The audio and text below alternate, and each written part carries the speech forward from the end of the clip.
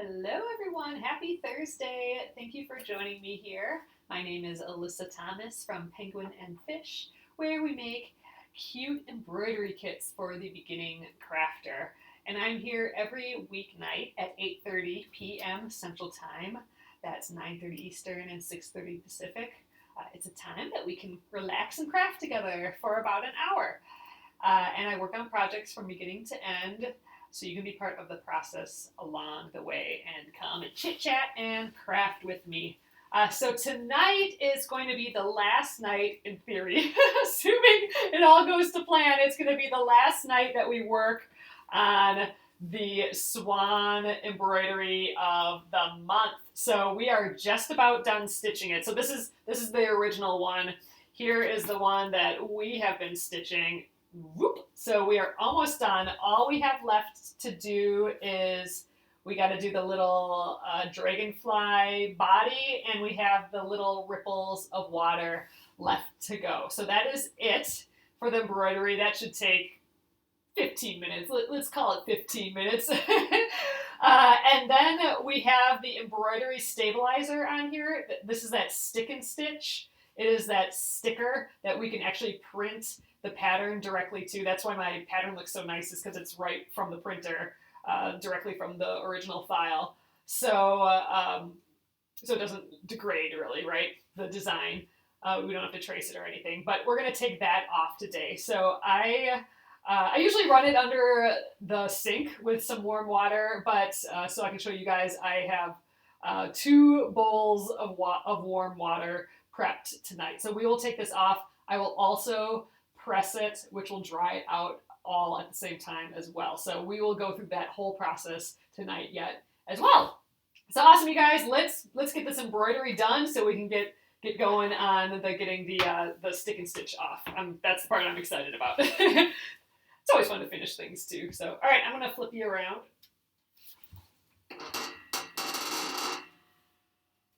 Oh, Gretchen, you ordered some of silky stuff, of the stick and stitch, or let me get situated here. All right. So here you can take a closer look here. So all we have left is this little line here. That's going to be in that bright orange color, and then just that running stitch here. So there's actually 2 new stitches that we're going to be doing tonight. This is a chain stitch. It'll be about 3 stitches worth of a chain stitch, just for that little bit there. It's very, very similar to our Lazy Daisy stitches that we've been doing. It's just another form of that. And then the running stitch, which is just up and down, up and down, up and down. That's pretty easy. So we will do both those stitches. I think let's start with the dragonfly up there, and then we'll finish with these little ripples. I didn't bring the iPad out tonight to color check, but it's just those 2 left, so I know that it's that. I didn't want it around all the water. Accidentally drip water on the iPad. That would be fun. All right, so I already have 3 strands of this orange ready to go. This is left over from when we did the beak. I mean, that hardly took any thread there. So I have this other piece ready, which will speed up the process. So I didn't tie a knot in the back. I'm going to weave in the ends to at the back of this these wings here. We've gone this whole entire back without any knots. So this is just all perfectly flat. Nothing's going to catch on it.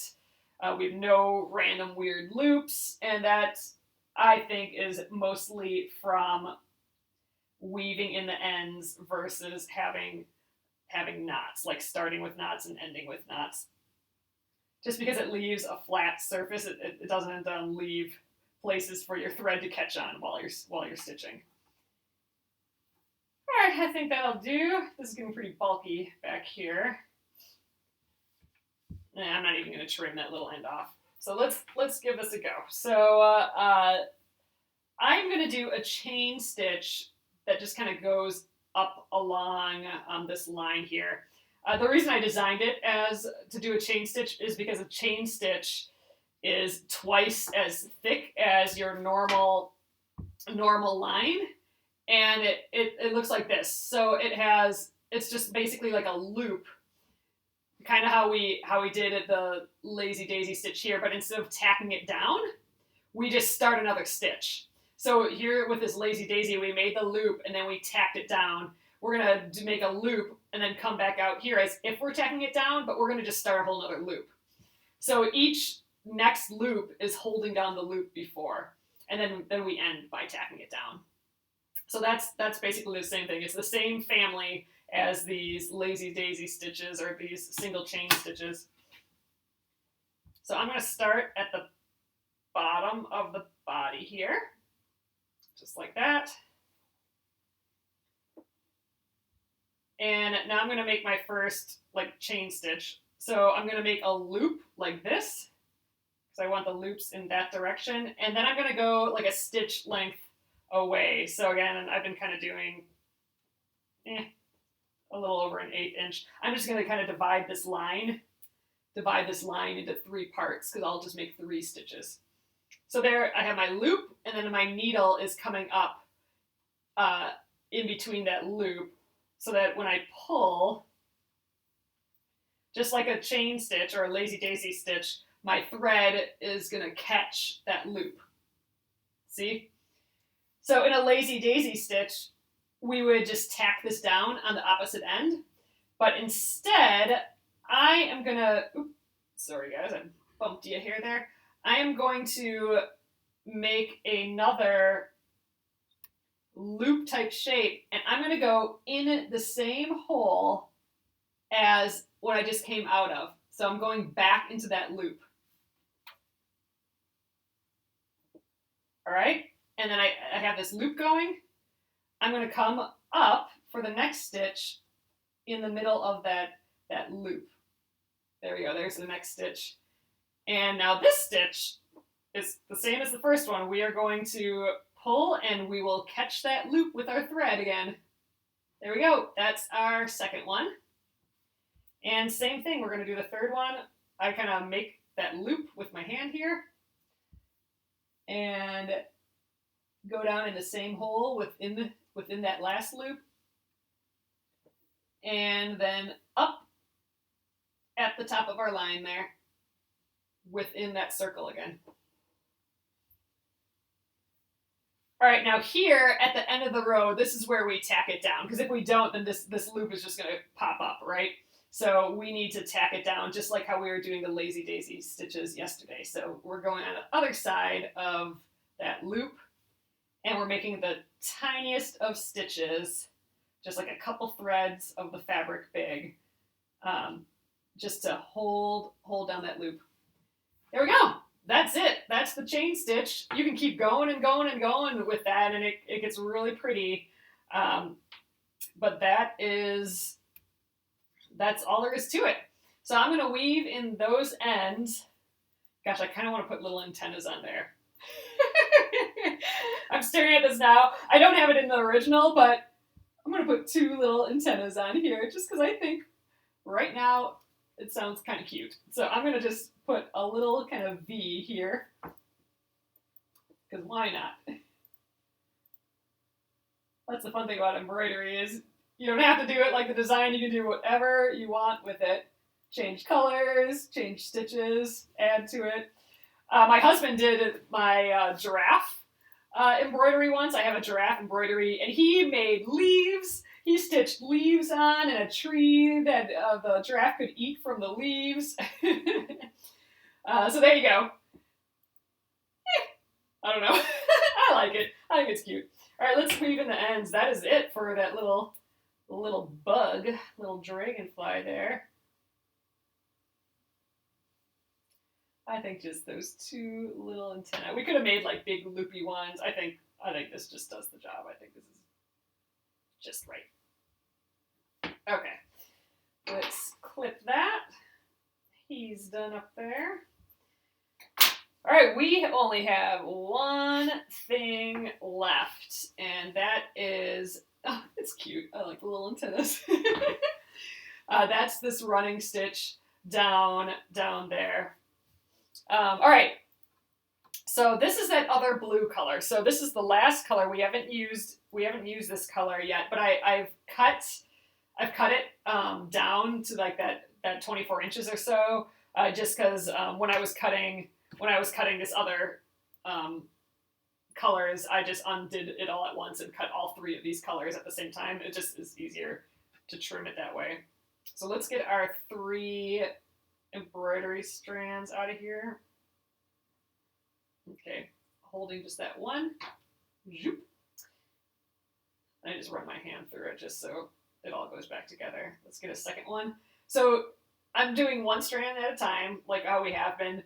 Don't try and do more than 1 strand. It will not work. You will have a knotty, crazy mess, and you won't get very far pulling it out. So, you know, it'd be nice to just pull 3 strands at once like that, but I've tried that and it does not work. And I've tried pulling 2 strands and it doesn't work. It really only works if you do 1 strand, but then it just, yeah, I mean, you can go so fast pulling it out. All right, let's thread this. I didn't quite line them up all right, but I think we're fine. Yep, exactly, Barbara. You found out that you cannot do more than 1. Yep, I had to try though, right? All right, so I'm gonna weave in at the end, I think, on this lily pad. Yes, exactly, Gina. It will not work. All right, so I'm gonna weave into the back of these stitches, and then I'm just gonna jump and start here, and then I think I'm gonna just jump and come back around here, and then probably weave back into this lily pad there. That's how you learn everything, Barbara. I'm with you. It's like, well, why can't I just do that? Oh, that's why.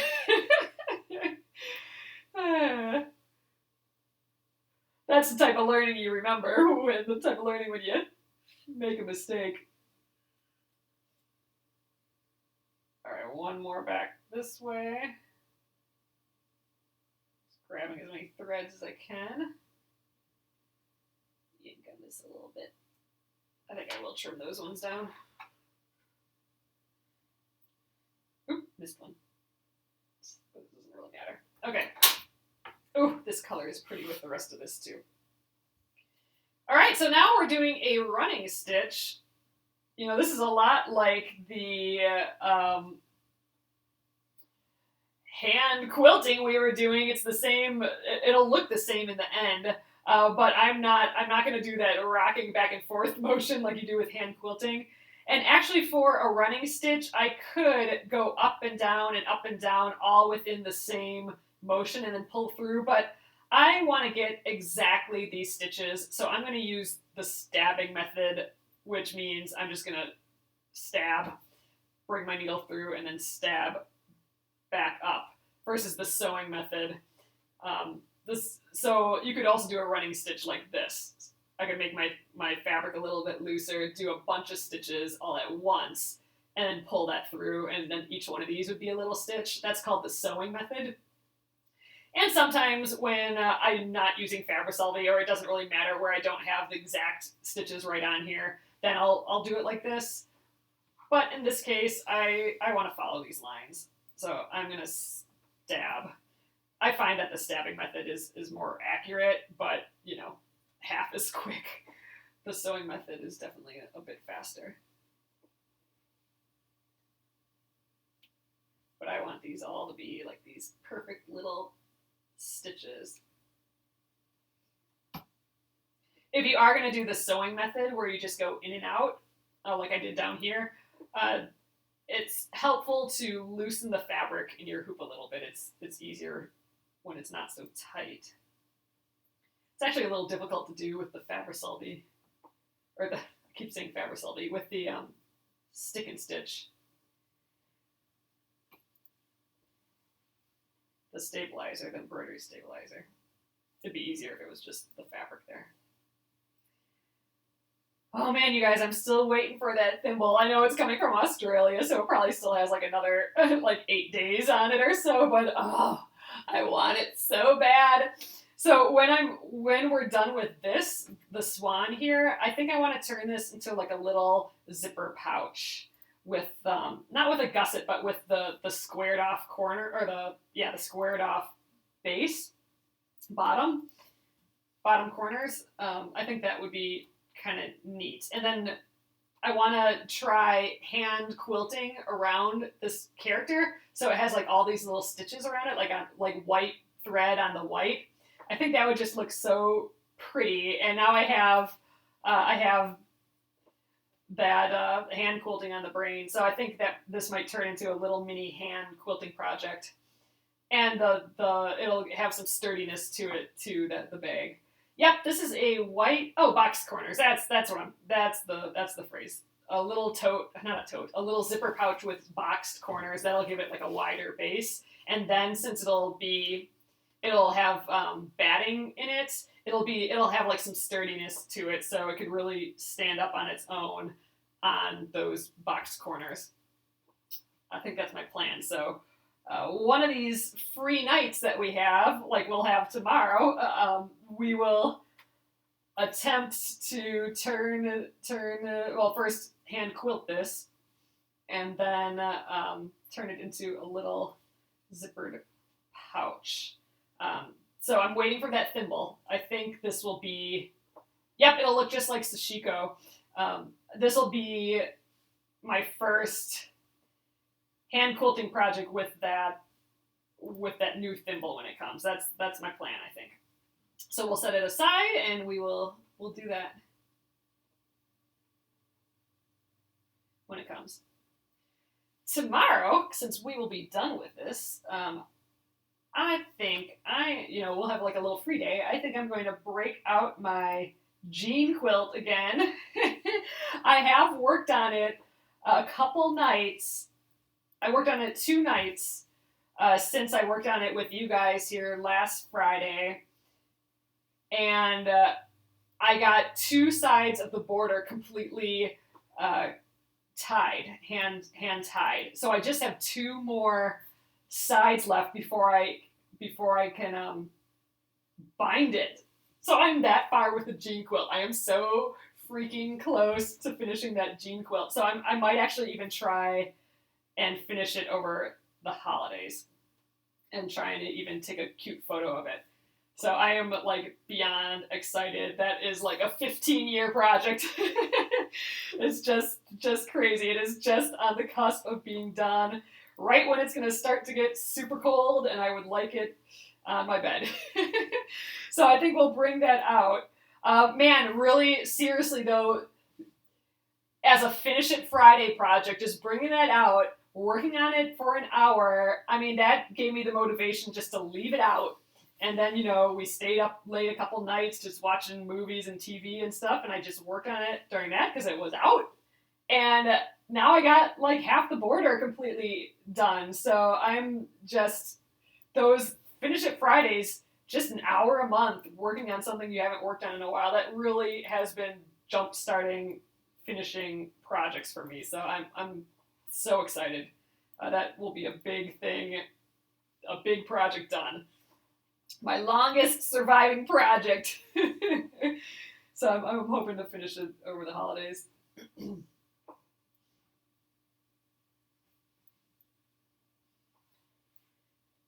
So that, just speaking of the holidays, and I'll talk about this tomorrow too at the beginning of our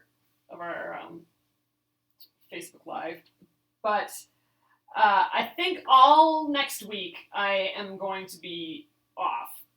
So I'll be visiting family for Christmas next week. So I won't be on it all next week, but I'll be on the next week. I'll be on like the New Year's Eve week. I'm also not going to be shipping next week either.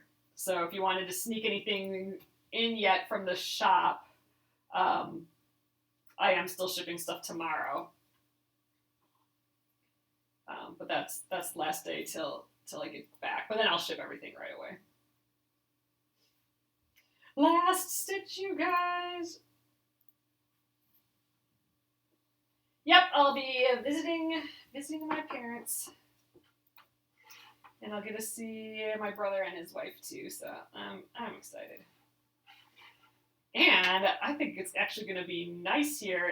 It was so chilly a couple days ago, but it was like almost 30 today, and all the snow and ice that has been stuck on top of my car whooshed off when I made a quick turn earlier today because it was warm enough. I thought that it was going to be stuck on my car for like the rest of the winter, but it got just warm enough that it came off, so I'm pretty pretty excited about that. I don't mind a slightly warmer Christmas than super freezing, so that's good. All right, so here it is. I'm gonna lift you guys up just a hair. All stitching is done, and oh yeah, we got those little antennas in. I just love this slightly darker blue color with this teal. I think that's just so pretty. All right, you guys. Next up, I want to take off this sulky stick and stitch stabilizer. So let's get it out of the hoop. Ooh, I had this tight. All right. And I usually, after I'm done stitching for the day, I take the embroidery out of my hoop. That helps diminish some of these lines, but I didn't this week. But once we wet this should all those wrinkles and stuff should go away. So the first thing I want to do is trim away any excess, and I almost did that beforehand. There's a little bit of excess in here, like I could trim that. So maybe I'll just trim that little area. I want to make sure that I don't accidentally cut my fabric or anything. So this actually isn't that much excess that I'm going to mind too much. But if you like put down the whole sheet of stick and stitch, like so you have like a whole 8.5 by 11 sheet here, you're going to want to cut off all that. Get it to about this point here. I think you guys can see that. Can you see that? So I'm about this far. I'm about a little over half of an inch, between 1/4 of an inch and 1/2 of an inch away, without getting too fussy. So all right. So usually when I take the Fabricelli or the stick and stitch, the company Sulky used to call it Sulky Fabricelli, but now they call it Sulky stick and stitch. So I've been using this product forever, so I'm still having a hard time switching the name over. But the stick and stitch, I usually just run it over a running sink, and then I just kind of rub my hands around it, and this will sort of just kind of melt and flake away. But sometimes I do it like here. I'm going to just get a couple bowls of water. All right, so here's a bowl of, it's still warm, water. I will start in this bowl, and then I'll move, you'll see it flake off, and then I will move to another bowl that has clean water in to try and get the rest of the little flakes off. But I want to get as much off as possible, and I have a lot of extra fabric here, so we'll see how this goes. I'm going to just dip this in, and I'm just kind of, it's already wanting to come off here. See, you can already see it flaking away. Oh gosh, immediately, look, see it's flaking away right away. So it's exposing just the stitching. I'm gonna just shush all this in the water. You do want to, so here it is. So the big parts went away already, but now it's the process of really working in these stitches, because you can see the printed Fabricelli with our black line is still behind those stitches, and I want to get all of these goobs off because I don't want those on when I iron. So I'm going to just take my time. You got to be patient with this. I'm going to just take my time and kind of rub my hands over every stitch and try and get that out. And I might not get all of it out, but once I dry this with the iron, you won't be able to tell so much. I did have a great suggestion. If you're in here, let me know. But I did have a great suggestion from a YouTube viewer who said that she likes having a toothbrush nearby, and then she can really kind of get in underneath these stitches. So I need to think about that. give that a try one of these times. But yeah, so I'm just kind of picking an area. You know, I don't want to rub too hard. I don't want to wreck my stitches or anything. But you can see here, I worked on this area right here, so you don't see any of those black lines underneath it compared to, like, you know, I don't know, right here where you can still see a little. It is kind of coming off. But yeah, let's just go around the whole thing. You know, it's going to have all these goobs on the edge as they come off and go in the water here. That's why I have the additional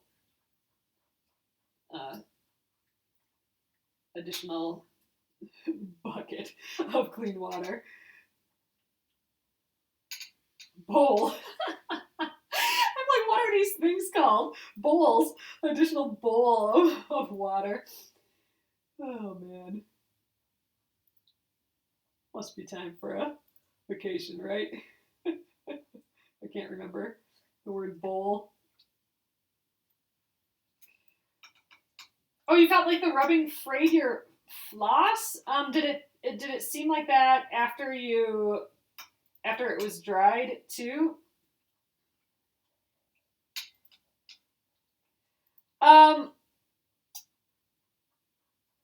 If you're feeling like that, something you can try is just letting it sit. I mean, I'm trying to do it fast, so I'm agitating it a little bit, but you can just let it sit in the water for some time and let that dissolve everything for you. Like, just let it be for a bit of time and come back and check on it after an hour or something. I haven't tried that in a while, so I don't have a good timing on that, but I'll try that again sometime soon, and then see how it goes. Also, if you're just running it underwater, that helps push it around too. Yeah, I'm not really rubbing hard. I'm just kind of moving the stitches back and forth just a little. The big reason I think to be switching to that clean water is I want to try and get all the gook off the side here. This is actually coming off pretty nicely though. I think it comes off, it works with cold water or warm water or whatever, but I think it does come off just a bit quicker with a warmer water. This is cooling down a little bit now, but just whatever your hands can tolerate. And, you know, it's just nicer to do warmer water just because then you don't have your hands in freezing water. So the hardest part here is going to be the crown. Like right now, it looks like a mess, right? I'm going to rub on underneath those stitches for a little while. You may still see a little bit of black, but that will become less visible when we dry it. And actually, it's coming out pretty well. But yeah, so little areas, like lighter areas like the yellow, or if you're stitching something in white or something, you'll have to spend a little bit more time working on that. But this is, you know, look at it, it's almost all come out compared to where I was in before. So this is really working well tonight.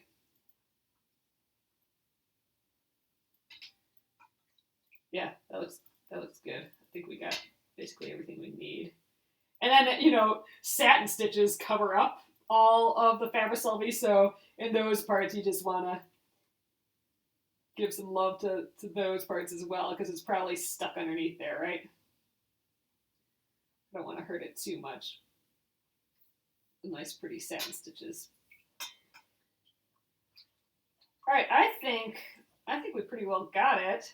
That was pretty quick. Usually it takes a little bit longer than that. Oh, it already looks so cool. So I'm going to grab my other water and we'll switch to that and do kind of a final cleanup.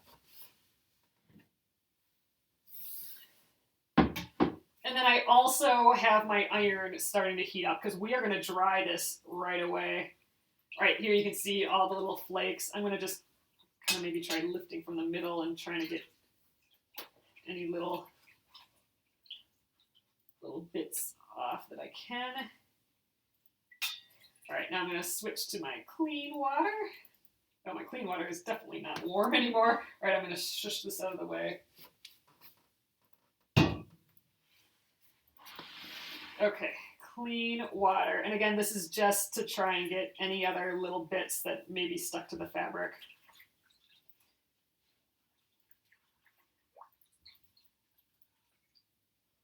And I think we're probably pretty good here.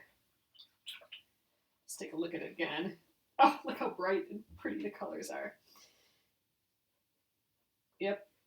You'll be able to tell. It'll be like a little white blob here and there if there's some on yet. And this looks pretty clean. So I'm going to let the front stay out of the water and just, again, give a little bit to the rest. Make sure all the little flakes are off. There's a couple floating around in here, but not too bad. I'm going to actually just squeeze this. I don't usually have this much fabric, but I'm going to squeeze out some of this fabric at the bottom here. All right, so let's get that out of the way. Okay, so I have a fluffy towel here. I'm going to just wipe up my surface here. And I have my pressing mat. I like pressing right after. I mean, you can just lay this out and dry, but I find that when you press it right away, it kind of steams it. It gets it all the wrinkles come out, and you're kind of drying it in the same process. But you do need, I like having a fluffy towel, and the reason for that is I don't want to flatten my stitches. I use warm water, Barbara. Oh, you're talking to Robin, never mind. All right, so I'm putting this fluffy towel down. This is just like a bath towel, but you know, where it's got that fluffy terry cloth surface. And I'm gonna put my embroidery face down.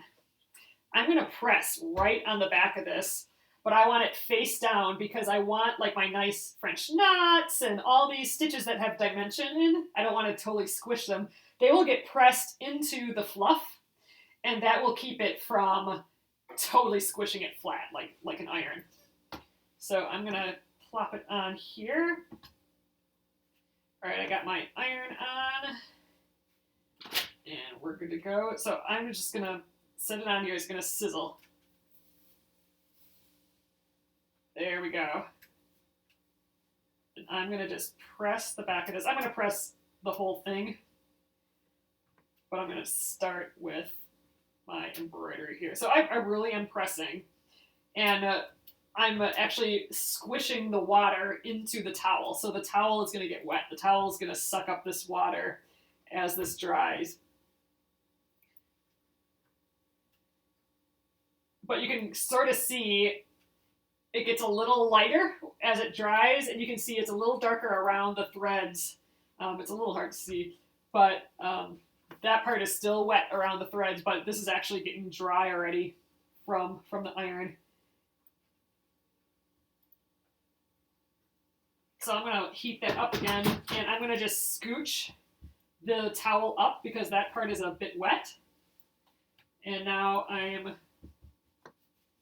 getting a dry area again, and we're gonna just continue. And now I'll extend and do the rest of this too.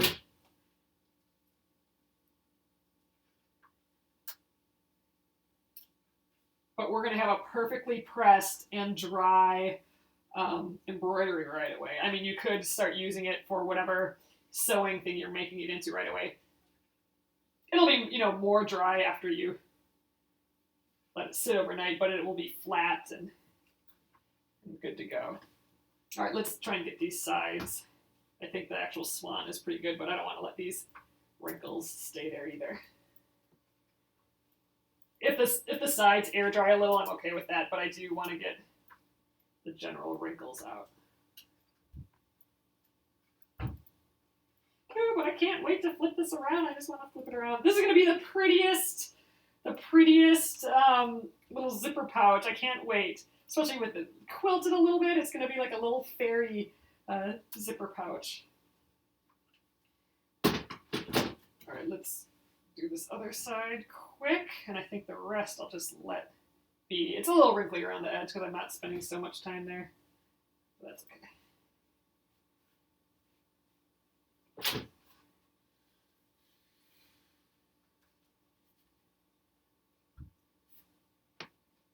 Oh, that went so quick. Sometimes it can take a little bit of time to really work with that stick and stitch to get it all out, but it came out pretty quickly with this tonight. So I don't know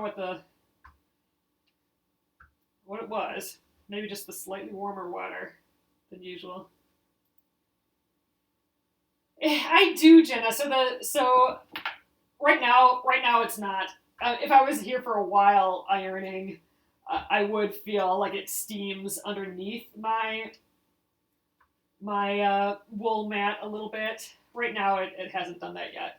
But yeah, if I do it for a long time, then I'm not sure what to do about that. Like if I should put another thing below it, but I don't worry too much about it.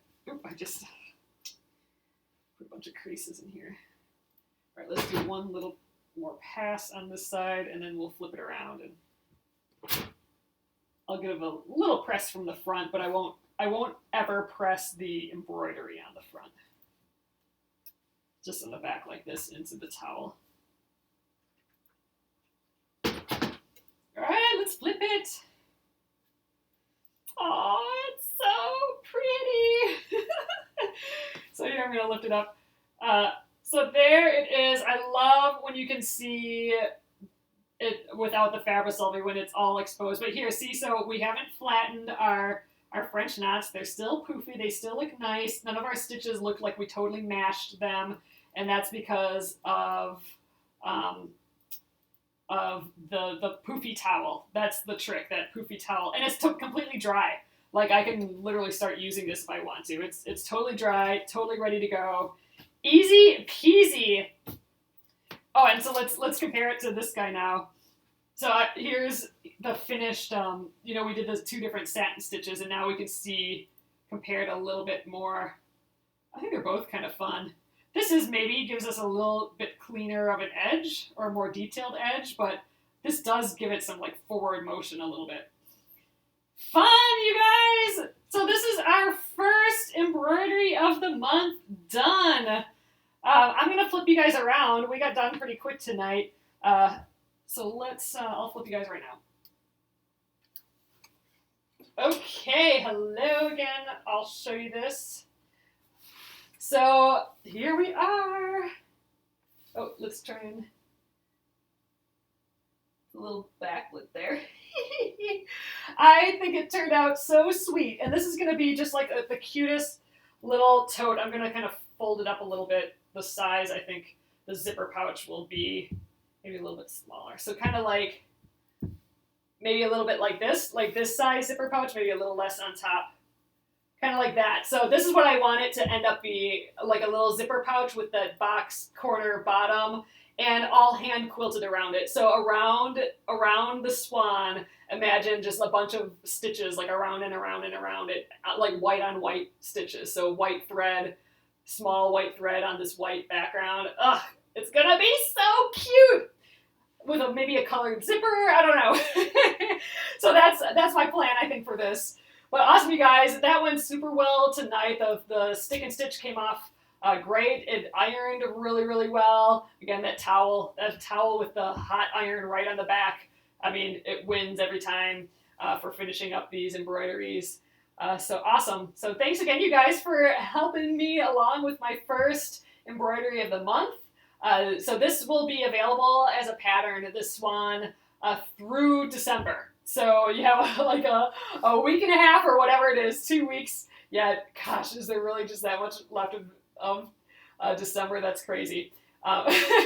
So it will be available as that instant download pattern till the 31st, and the bundle where it has all the thread and hoop and that fun little candle, that pretty candle. That will be available till the 31st as well. So there is still time to get your hands on the swan before it goes away. And then we will have a new embroidery of the month January 1st. So keep your eyes out for that as well coming up here. I'm really excited for that one. We will stitch that one as well in the evening here. So the third week of the month, we'll be stitching that. And I'll have a schedule laid out for that as well. So thanks, you guys. I will get this up on YouTube at Penguin and Fish Movies, and we will break out that jean quilt again tomorrow night. I'm getting that thing done by the time I'm back here after the holidays. So awesome. Thanks again, you guys. Have a great evening. Good night.